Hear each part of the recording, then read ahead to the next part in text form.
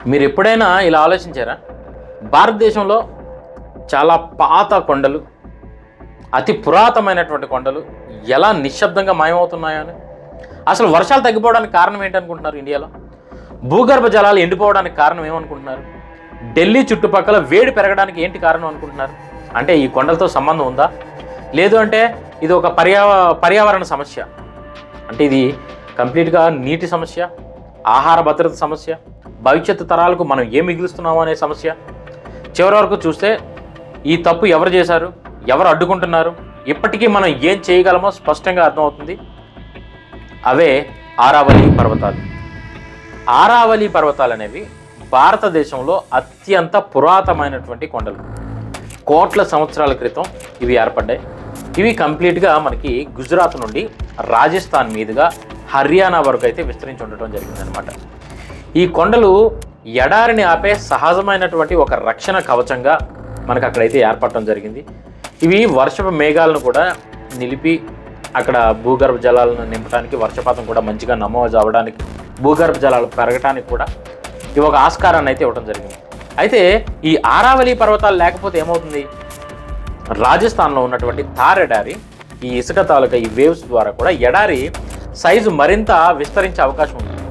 ఉత్తర భారతదేశంలో వేడి అనేది మరింత ఎక్కువయ్యే ప్రమాదం చాలా ఎక్కువ ఉంది. అంటే ఇది ఏదో ఒక ఎక్స్ప్రెషన్ కాదు, ఇది కంప్లీట్గా ఒక భౌగోళిక శాస్త్రం, మనం చదువుకున్నాం ఆల్రెడీ. అయితే ఈ సమస్య ఎక్కడ మొదలైంది అంటే 1990వ సంవత్సరంలో రాళ్ళు, ఖనిజాలు, ఈ రంగు రాళ్ళు కోసం, లేదంటే ఈ ఖనిజాల కోసం, లేదంటే అక్కడ డైమండ్స్ దొరుకుతున్నాయని చెప్పేసి, అలాగే మనకి ఈ నిర్మాణ దీనికోసం కూడా, ఈ కన్స్ట్రక్షన్ దీనికోసం కూడా, ఈ సామాగ్రి కోసం ఆరావళిలో విస్తృతంగా తవ్వకాలు అయితే మొదలయ్యాయి. చట్టాల ప్రకారం అటవీ ప్రాంతంలో అనేది మీ అందరికీ తెలుసు, లేదంటే పర్వత ప్రాంతాల్లో ఈ తవ్వకాలకు అనేవి అనుమతులు అయితే కంప్లీట్గా గవర్నమెంట్ నుంచి తీసుకోవాల్సిన అవసరం అయితే ఉంటుంది, ఫారెస్ట్ డిపార్ట్మెంట్ నుంచి, మైనింగ్ నుంచి కూడా. అలాగే ఏంటి వాస్తవం అంటే చాలా చోట్ల కూడా ఆరావళిలో అనుమతులు లేకుండా రాత్రి వేళల్లో కొండలు మింగేశారు. అయితే ఇక్కడ ఒక మెయిన్ ఒక క్వశ్చన్ మొదలయ్యేది ఏంటంటే, ఇలా జరుగుతూ ఉంటే ఎవరు ఆపలేదా? అంటే దీన్ని చూసుకోవాల్సిన బాధ్యత ఎవరిది? అసలు ఎవరు ఆపాలి దీన్ని?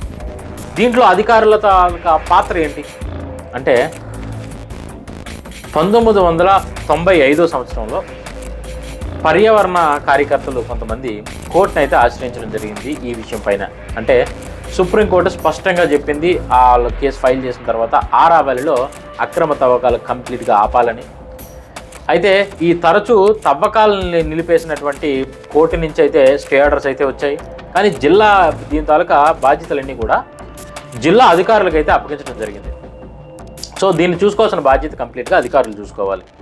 అయితే ఇది అంతా కూడా ఒక రికార్డులో ఉన్నటువంటి వాస్తవం, ఎవరు చూసుకోవాలి, ఎలా చేయాలనేది ఒక ప్రొసీజర్ అనేది, ఇది అనేది ప్రోటోకాల్ అనేది ఎవరు చూడాలనేది కంప్లీట్గా రికార్డులో ఉన్న వాస్తవం. కానీ ఇక్కడ ఇక్కడే ఒక మలుపు తీసుకున్న ఈ ఆదేశాలన్నీ కూడా.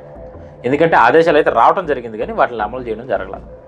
ఎందుకు జరగలేదు అంటే ఇన్ని చట్టాలు ఉన్నాయి, ఎన్నా కూడా ఈరోజు ఎందుకు వీటికి అంత నష్టం జరుగుతుంది అంటే, ఇవి చేయాలంటే చట్టాలు ఒకటే సరిపోవు, అమలు చేసే మనుషులు కూడా చాలా ముఖ్యం.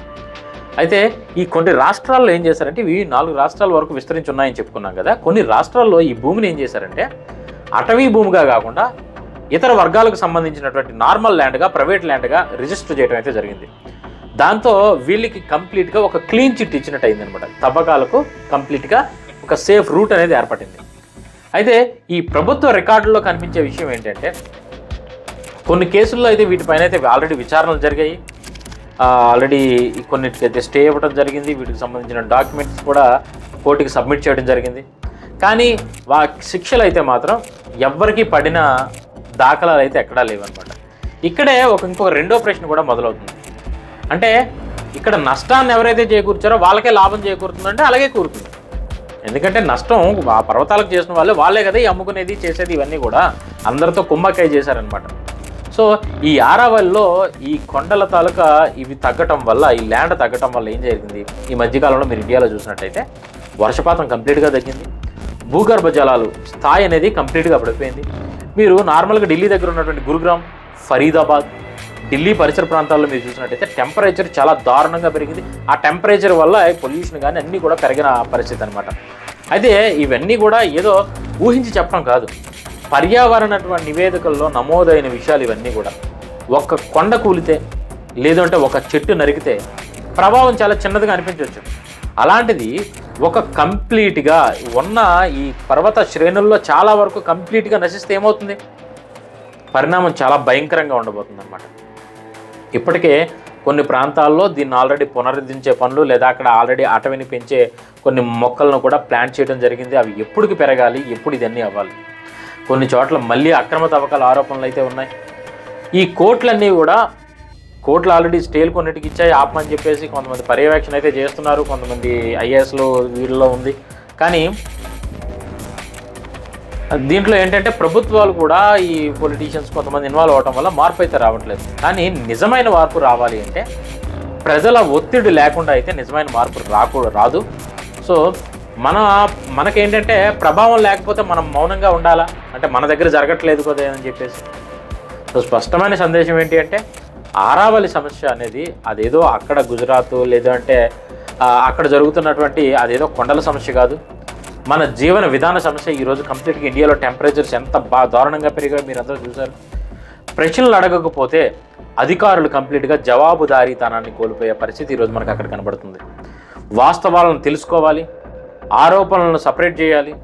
అయితే చట్టాలు ఎలా పనిచేస్తున్నాయో గమనించాల్సిన అవసరం ఈరోజు యూత్ మీద ఎంతైనా ఉంది. ఈరోజు ఆరావళి అయింది, రేపు ఇంకొక అడవి అవుతుంది, రేపు ఇంకొక నది అవుతుంది.